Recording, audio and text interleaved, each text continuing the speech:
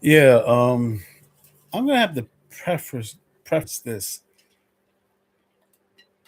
when it comes to ICE. Look, black people are not really fans of ICE, Trump, but it depends on talking about mass deportation we are. And I like to say that some of the old immigrants, brown immigrants, they were cool. They came here, they kept low key, worked. They were mistreated, but they didn't come in here with all that mouth because they knew they were immigrants.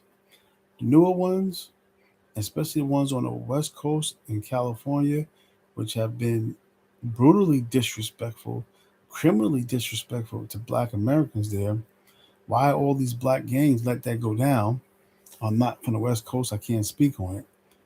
So it's easy for me to say. But these new brown immigrants that came in through what was that? Venezuela, highly disrespectful.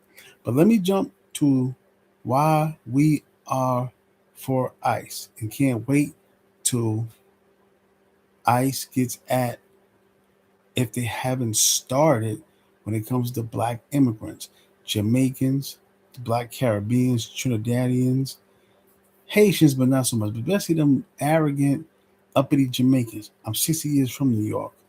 I know what I'm saying. And these Africans that started coming over in the late 90s, 2000, can't wait until immigration gets at them with their arrogant, ungrateful, and can't go back to their country and fix it asses.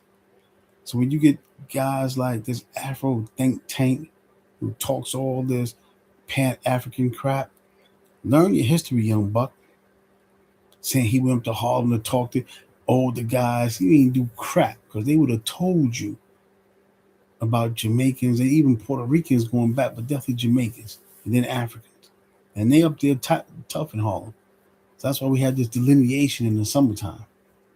And this arrogant, ego, bragios cat talking about you gonna shot with Africans. Who the do you think you are? There's that arrogance that they come over here with when they make a little money and think they can talk down on us. I seen this. I seen them come over in the 80s. We were warned about this with the old school cats in Harlem. Seeing Puerto Ricans do this by the 90s, yeah, because we couldn't dig the end result, as they used to say. But we dig it now. So can't wait to ICE start putting, as one YouTuber, Scano says, putting belt to ass when it comes to these black immigrants. They have never been for us, but we have welcomed them with open arms. We have no enemy. We have no friends. And that's good. You don't have to accept us. If you want to come over here and be neutral and make your money, but don't come over here talking crap, disrespectful, talking slick, greasy, and think that we are not going to react.